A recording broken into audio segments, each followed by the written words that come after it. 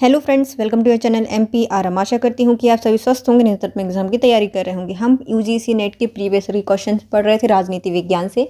इसको हम youth competitive times की बुक से कंप्लीट करेंगे। तो चलिए फ्रेंड्स स्टार्ट करते हैं। यदि आप हमारे चैनल पर नए हैं, अभी तक चैनल सब्सक्राइब नहीं किया है तो प्लीज़ वीडियो को लाइक कीजिए, कमेंट कीजिए, चैनल को सब्सक्राइब कीजिए और अपने प्यारे प्यारे फ्रेंड्स के साथ वीडियो को शेयर कीजिए। और यदि आप चाहते हैं कि इस बुक के PDF मैं आपको दे दूँ तो प्लीज़ आप मुझे कमेंट कर दीजिए, मैं आपको लिंक दे दूँगी। चलिए स्टार्ट करते हैं।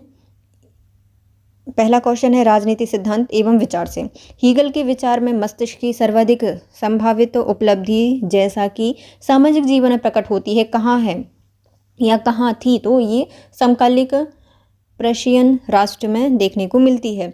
हीगल के राजनीतिक चिंतन का दार्शनिक आधार उनके विश्वात्मा की अवधारणा में खोजा जा सकता है। उन्होंने विश्वात्मा के विकास के क्रम का उल्लेख करते हुए घोषणा की थी कि प्रशा जर्मनी शीघ्र ही एक प्रबल शक्तिशाली राज्य के रूप में विकसित होगा, वह यूरोप के समूचे महाद्वीप का अधीश्वर बन जाएगा। हीगल विश्व आत्मा के विश्वास क्रम को 3 भागों में विभाजित करते हैं। पहली स्थिति पूर्व देशों की थी, दूसरी यूनान रोमन राज्य की थी और तीसरी जर्मन प्रशा राज्य के उत्थान की स्थिति होगी।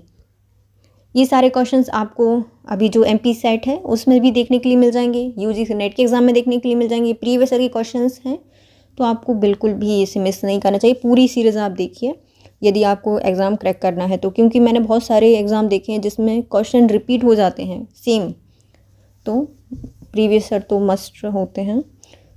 नेक्स्ट क्वेश्चन है मैकियावेली ने प्रिंस को किसका अनुसरण करने का परामर्श दिया है, तो ये है संयत व्यवहार का। संयत व्यवहार का अनुसरण करने के लिए मैकियावेली ने कहा है। मैकियावेली ने प्रिंस को निम्न बातों का आचरण करने के लिए परामर्श दिए हैं। पहले आता है सम्मानपूर्ण आचरण, दूसरा मितव्ययिता के साथ उदारता आचरण, भयमुक्त हो किंतु घृणित नहीं। इसका प्रतिपादन मैकियावेली ने अपनी पुस्तक द प्रिंस में 1531 में किया है। रॉल्स की सुव्यवस्थित समाज का हिस्सा क्या नहीं थी, तो जो रॉल्स की सुव्यवस्थित समाज थी उसका हिस्सा समान नहीं थी, स्थिर, न्यायपूर्ण और कुशल थी। रॉल्स ने अपने न्याय संबंधी सिद्धांत के अंतर्गत यह व्यवस्था की है कि सामाजिक आर्थिक असमानताओं को इन प्रकार से विभाजित या व्यवस्थित किया जाए कि पहला, सबसे कम लाभान्वित व्यक्ति को अधिकतम लाभ मिले, दूसरा, अवसर की उचित समानता की स्थिति में सबके लिए खुले पद एवं पदानुषंग से संबंधित हों। नेक्स्ट आते हैं निम्नलिखित में से किसने कहा था कानून न्यायोचित एवं अन्यायोचित के नियम हैं, जो कोई विधि से विपरीत नहीं है, इसे न्यायोचित नहीं माना जाता। ये कहा था हॉब्स के द्वारा। कानून न्यायोचित और अन्यायोचित के नियम हैं जो किसी विधि के से विपरीत नहीं है, इसे अन्यायोचित नहीं माना जा सकता।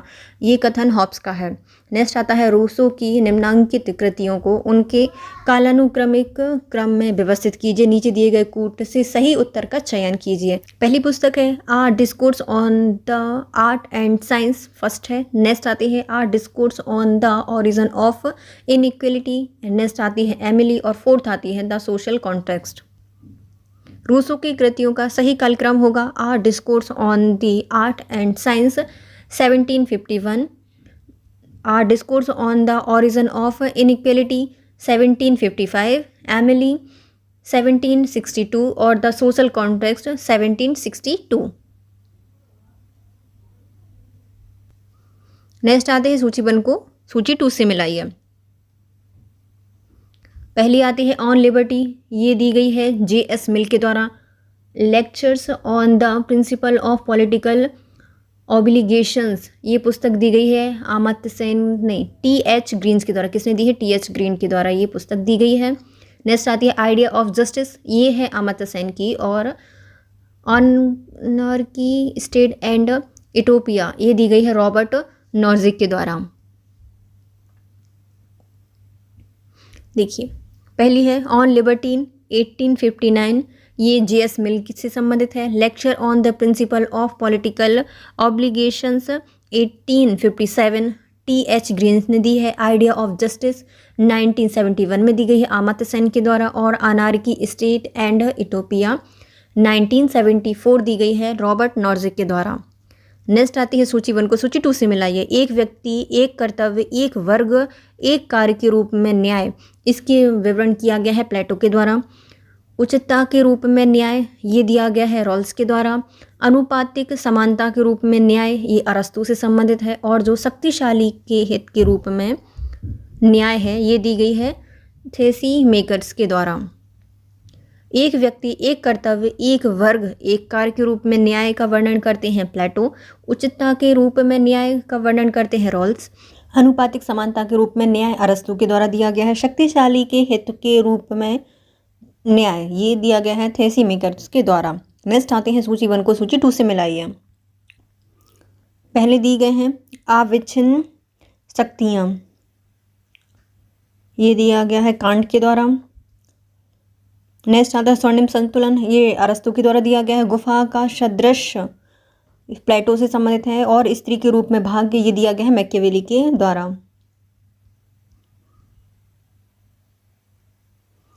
देखो, अविच्छिन्न शक्ति, ये दी गई कांट के द्वारा। स्वर्णिम संतुलन अरस्तू से संबंधित है। गुफा का सदृश प्लेटो से संबंधित है। और स्त्री के रूप में भाग्य, ये मैकियावेली से संबंधित है। नेक्स्ट आते हैं अभिकथन और कारण बताइए। मार्क्स के क्रांतिकारी थे, तो पहला क्या हो जाएगा, सही हो जाएगा। दूसरा, मार्क्स के इतिहास की प्रक्रियाओं से कोई सरोकार नहीं है, तो ये गलत हो जाएगा। पहला सही है, दूसरा गलत हो जाएगा। मार्क्स ने समाजवादी व्यवस्था की स्थापना के उद्देश्य से इस घोषणा की थी कि विश्व के मजदूर एक हो जाओ।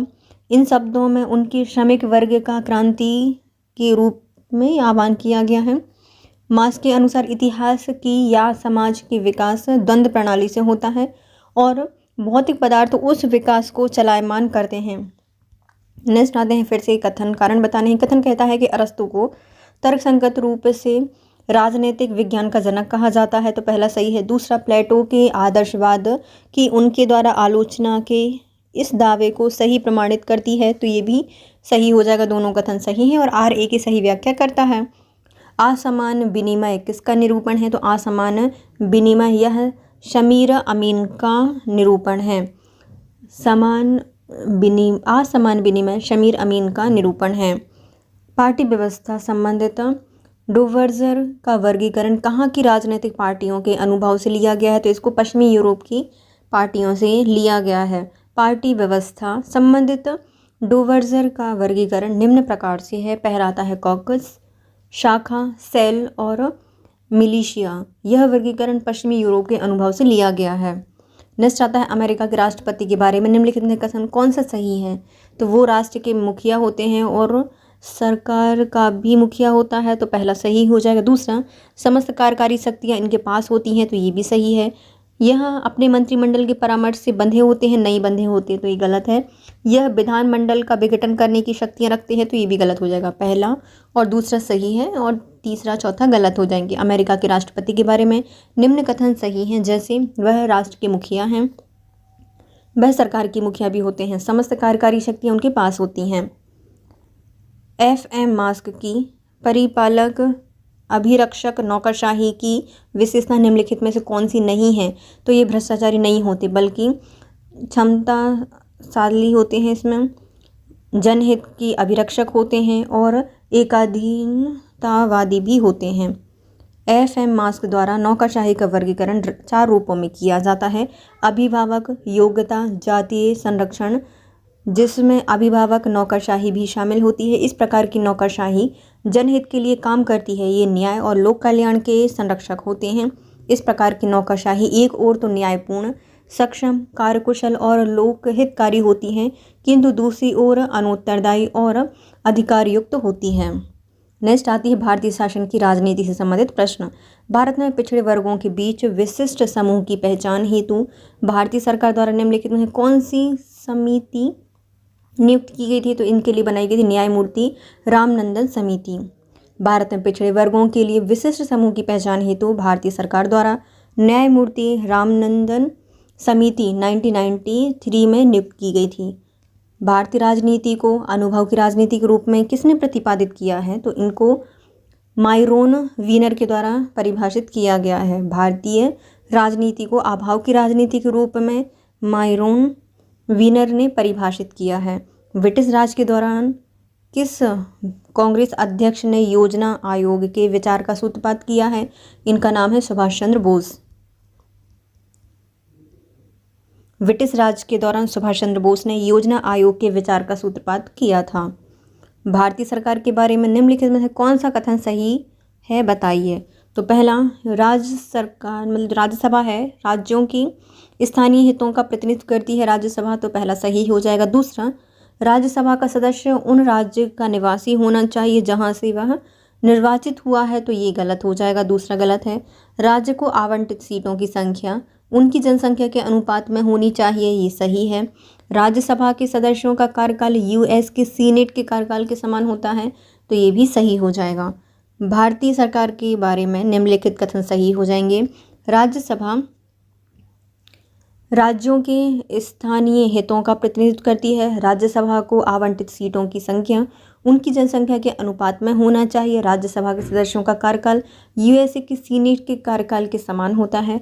राज्यसभा का सदस्य बनने के लिए उस राज्य के निवासी होना जरूरी नहीं होता जहां से वह निर्वाचित हुए हैं। अक्टूबर 1940 में महात्मा गांधी द्वारा शुरू किया गया व्यक्तिगत सिविल अवज्ञा आंदोलन के प्रथम सत्याग्रही कौन थे, तो इनका नाम है आचार्य विनोबा भावे। अक्टूबर 1940 को गांधी जी द्वारा शुरू किए गए व्यक्तिगत सिविल अवज्ञा आंदोलन के प्रथम सत्याग्रही आचार्य विनोबा भावे थे। भारतीय संघीय व्यवस्था को किसने सौदेबाजी की व्यवस्था कहा है, तो सौदेबाजी की व्यवस्था कहा गया है मॉरिस जोन्स के द्वारा। भारतीय संघीय व्यवस्था को सौदेबाजी की संघीय व्यवस्था का नाम मॉरिस जोन्स ने दिया है। मंडल आयोग का अध्यक्ष कौन थे, तो मंडल आयोग के अध्यक्ष थे बीपी मंडल। वर्ष 1979 में मोरारजी देसाई सरकार ने द्वितीय पिछड़ा वर्ग आयोग का गठन संसद सदस्य बीपी मंडल की अध्यक्षता में किया। प्रथम पिछड़ा वर्ग आयोग काका केलकर की अध्यक्षता में गठित किया गया था। भारत में अंतर्राज्य परिषद कब स्थापित की गई थी, तो अंतर्राज्य परिषद की स्थापना 1990 में बनाया गया था। अनुच्छेद 269 के अंतर्गत राज्यों के पारस्परिक सहयोग के लिए एक अंतर्राज्यीय परिषद का प्रावधान किया गया जिसकी स्थापना 1990 में की गई थी। विभाग संबंधित संसदीय स्थायी समितियों की व्यवस्था हेतु लोकसभा नियमों में कब संशोधन किया गया था, तो इसमें 1989 में संशोधन किया गया था। विभाग संबंधित संसदीय स्थायी समितियों की व्यवस्था हेतु लोकसभा नियमों में 1989 में संशोधन किया गया। भारत में संघीय न्यायालय की स्थापना किस अधिनियम या रिपोर्ट के द्वारा की गई है, तो ये भारत सरकार अधिनियम 1935 के अंतर्गत की गई है। भारत में संघीय न्यायालय की स्थापना भारत सरकार अधिनियम 1935 के द्वारा की गई है। लोक प्रशासन से संबंधित प्रश्न। इंट्रोडक्शन टू पब्लिक एडमिनिस्ट्रेशन नामक पुस्तक किसने लिखी है, तो इसको लियोनार्ड वी वाइट के द्वारा लिखी गई है, Leonard D White. Introduction to public administration नामक जो पुस्तक है लियोनार्ड डी वाइट के द्वारा लिखी गई है। नेक्स्ट आते हैं अनौपचारिक संगठन की अवधारणा किसने प्रतिपादित की है, तो अनौपचारिक संगठन की अवधारणा को एल्टन मेयो के द्वारा प्रतिपादित किया गया है। एल्टन मेयो ने संगठन के मानव संबंध उपागम का प्रतिपादन किया है जिसका सार यह है कि संगठनात्मक व्यवहार काफ़ी जटिल होता है और संगठनात्मक समस्याओं के विश्लेषण और समस्या के लिए बहुपक्षीय प्रकृति का ज्ञान परम आवश्यक है। गठन संबंधी समस्याओं का समाधान करने के लिए मनुष्यों की प्रकृति का और उनकी अनौपचारिक संगठन का भी अध्ययन करना चाहिए। नेक्स्ट आते हैं क्रैक्ड रिंग्स प्रिज्मेटिक समाज की उपव्यवस्था है, ये सामाजिक व्यवस्था से संबंधित है। क्लैक्ड रिंग्स प्रिज्मेटिक समाज की उपव्यवस्था है सामाजिक व्यवस्था। जैक्सोनियन सिद्धांत को निम्नलिखित भी कहा जाता है, जो जैक्सोनियन सिद्धांत को कहा जाता है इनामी प्रणाली। जैक्सोनियन सिद्धांत इनामी प्रणाली को कहा जाता है। मिनरो बुक सम्मेलन 1968 में लोक प्रशासन के कौन से 4 प्रमुख मुद्दों पर बहस की गई थी, तो इसमें प्रासंगिकता, मूल्य, समता एवं परिवर्तन पर बहस की गई थी। मिनरो बुक सम्मेलन 1968 में नवीन लोक प्रशासन से संबंधित है। इसमें प्रासंगिकता, मूल्य, समता एवं परिवर्तन पर बल दिया गया था। किसने कहा था कि सफल प्रबंधन उद्देश्यों द्वारा प्रबंधन को अंतर्ग्रस्त करता है, तो ये कहा गया था पीटर एफ डक्कर के द्वारा। सफल प्रबंध उद्देश्य द्वारा प्रबंध को अंतर्ग्रस्त करता है, यह कथन पीटर एफ डक्कर का है। किस पुस्तक में रॉबर्ट डहल ने निर्णय लेने के सिद्धांत की व्याख्या की है? तो हु गवर्न्स के द्वारा ली गई है, हु गवर्न्स के द्वारा ली गए हैं। रॉबर्ट डहल ने निर्णय लेने के सिद्धांत की व्याख्या हु गवर्न्स नामक पुस्तक के अंतर्गत की है। नेक्स्ट आते हैं, ब्रिटिश सिविल सर्विसेज के लिए यूनिफाइड ग्रेडिंग स्ट्रक्चर की अनुशंसा किस समिति ने की है? तो ये इसको किया गया है फुलटन के द्वारा। ब्रिटिश सिविल सर्विस के लिए यूनिफाइड ग्रेडिंग स्ट्रक्चर की अनुशंसा फुलटन समिति के द्वारा की गई है। नेक्स्ट आते हैं, नीचे दिए गए हैं कथन कारण बताइए। कथन कहता है कि भ्रष्टाचार की प्रथा के अंत को सुनिश्चित करने के लिए सरकार द्वारा पर्याप्त उपाय किए जाने चाहिए, तो पहला सही है। दूसरा, भ्रष्टाचार प्रजातांत्रिक प्रक्रियाओं को अवनति की ओर प्रवृत्त करता है, तो ये भी सही हो जाएगा। और जो आर है वो एक ही सही व्याख्या भी करता है। भ्रष्टाचार की प्रथा के अंत को सुनिश्चित करने के लिए सरकार द्वारा पर्याप्त उपाय किए जाने चाहिए। भ्रष्टाचार प्रजातांत्रिक प्रक्रिया को अवनति की ओर प्रवृत्त कर रहा है। नेक्स्ट आते हैं, एम्बुड्समैन का कार्यकाल निम्नलिखित वर्षों के इन देशों में स्थापित किए गए हैं, उनका नाम बताइए। तो पहला आता है देश और उनसे संबंधित वर्ष। स्वीडन में 1809 में स्थापित किया गया था। फिनलैंड में इसको स्थापित 1919 में किया गया है। न्यूजीलैंड में 1962 में स्थापित किया गया है। United kingdom 1967। तो पहला है स्वीडन 1908, फिनलैंड है 1919, न्यूजीलैंड है 1962 और यूनाइटेड किंगडम है 1967। ओम्बुड्समैन का कार्यालय निम्नलिखित वर्षों में इन देशों में स्थापित किया गया था। स्वीडन में 1809 में, फिनलैंड में 1919 में, न्यूजीलैंड में 1962 में और यूनाइटेड किंगडम में 1967 में। अंतर्राष्ट्रीय संबंध से संबंधित प्रश्न। उत्तर सोवियत काल में वैश्विक स्तर पर एशिया का दृष्टिकोण निम्नलिखित के द्वारा विशेषित था, तो इसमें क्या विशेषता थी? तो यह व्यवहारिक अनवैचारिक वैश्विक दृष्टिकोण से संबंधित था। उत्तर सोवियत काल में वैश्विक स्तर पर रशिया का दृष्टिकोण व्यवहारिक अनवैचारिकीय वैश्विक दृष्टिकोण था। निम्नलिखित में से किसने अल्प विकास के शब्द का प्रतिपादन किया है? तो एमेनुअल वेलस्टाइन के द्वारा इसको प्रतिपादित किया गया है। पराश्रिता सिद्धांत की उत्पत्ति 1950 के दशक में लैटिन अमेरिका के लिए संयुक्त राष्ट्र आयोग के निर्देशक राउल प्रविश और उनके सहयोगी के तत्वाधान में हुई है। अमेरिका के समाजशास्त्री वेलस्टाइन ने इनकी मार्क्सवादी अवधारणा को और परिशुद्ध किया है। इसमें विश्व व्यवस्था सिद्धांत के लिए रूप में भी इसको प्रस्तुत किया गया है। नेक्स्ट आता है, यूएस द्वारा निर्मित कंटेनमेंट की नीति का लक्ष्य क्या है? तो कंटेनमेंट की जो नीति है इसका लक्ष्य है सोवियत यूनियन के प्रभाव को वैश्विक रूप से रोकना। यूएस द्वारा निर्मित की गई कंटेनमेंट की नीति का लक्ष्य सोवियत यूनियन के प्रभाव को वैश्विक रूप से रोकना है। 1997 में क्योटो उपसंधि ने निम्नलिखित में से किसके लिए कार्यक्रम को अपनाया गया था? तो क्योटो उपसंधि के लिए जो नियम अपनाए गए थे वो ग्रीन हाउस गैसों को उत्सर्जन को कम करने के लिए अपनाया गया था। 1997 में क्योटो उपसंधि के लिए ग्रीन हाउस गैसों के उत्सर्जन को कम करने के कार्यक्रम को अपनाया है। सूची 1 को सूची 2 से मिलाइए। मार्टिन कापलान का संबंध है व्यवस्था सिद्धांत से। आंद्रे गुडर फ्रैंक का संबंध है पराशयता के सिद्धांत से। हैंस जेत्र या मार्गन थो का संबंध है यथार्थवाद के सिद्धांत से। और मिखाइल गार्वाचेव का संबंध है पेरेस्ट्रोइक एंड ग्लासनोस्ट के द्वारा। मार्टिन कैपलॉन का संबंध है व्यवस्था सिद्धांत से। आंद्रे गुडर फ्रैंक का संबंध है पराश्रयता सिद्धांत से। हैंस जे मार्गन्थो का संबंध है यथार्थवाद के सिद्धांत से। और मिखाइल गार्वाचेव का संबंध है पेरेस्ट्रोइक और ग्लासनोस्ट से।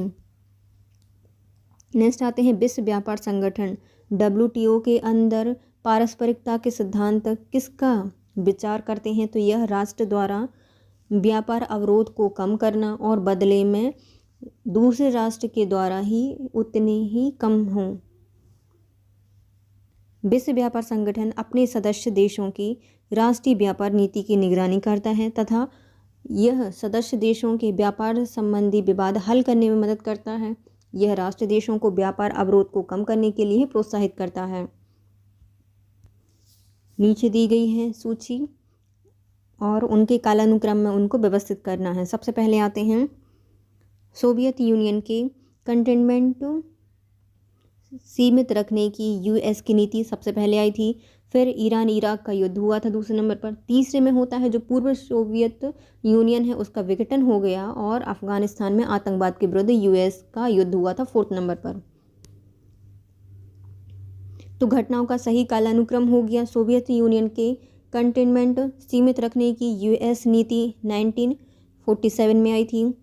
फिर ईरान इराक का युद्ध हुआ था 1980 से 88 के बीच में। सोवियत यूनियन का विघटन हो गया था 1991 में। अफगानिस्तान में आतंकवाद के विरुद्ध यूएसए का युद्ध हुआ था 2004 में।